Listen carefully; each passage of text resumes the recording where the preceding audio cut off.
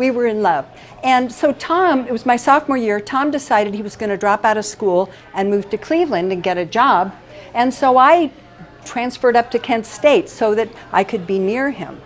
I was in summer school and some kids came into my class and said, you know, there's this exchange program to Iran and we need a few more people to join it. And I'd never even heard of Iran before. I had no idea where it was. Sounded kind of fun, but you know, my life was already mapped out.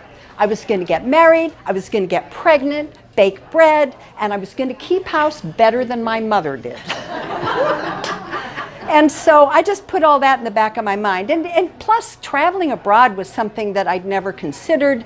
It was just way too far out there for me. So anyway, I went back, and that very weekend, Tom came down from Cleveland and broke up with me. And when he delivered that message, I was so mad, and I was so heartbroken. I mean, here was my entire future that was thrown out the window because of this, and what am I going to do? Well, I was so mad that these words just came out of my mouth. If you're going to break up with me, I'm going to Iran. And I thought that, well, that'll make him feel sorry. That'll make him reconsider and want to get back with me, right? And you know what he said? He said, Iran? Do you know how close that is to India? I forgot to say that he was on the yoga path, and I joined the yoga path so I could be more in love with him and everything. and so he says, do you know how close that is to India? And anyway, he talked me into going. And the reason that he broke up with me was because he had talked to his guru and was asking the guru, when would be a good time for Peggy and I to get married? And the guru said, well, Tom, you and Peggy need to break up because she is not on the path the same way that you are. And that's why he did that. So he convinced me to go. And I was at the kitchen table with my parents trying to convince them.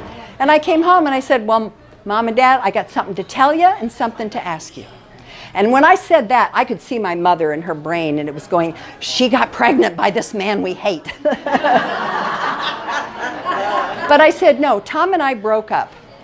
And then this big thing of relief, and, you know, we'll let you do anything. And I said, I want to go study abroad in Iran.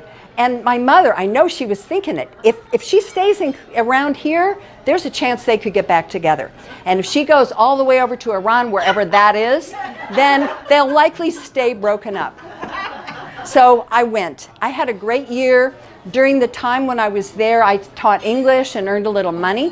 And so after the school year, it's like, I'm going to go to India. I'm going to get there first before Tom. And I went. I traveled around for about 2 months. And went back. When I went back to Cleveland, Tom was the first person that I looked up.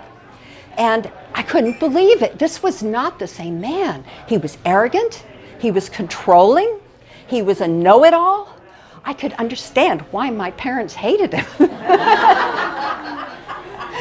And so one thing that whenever I'm coming across big decisions in my life, I always try to get other perspectives. I may not want the perspective or like it, but I always try to listen to it with an open mind, because you never know.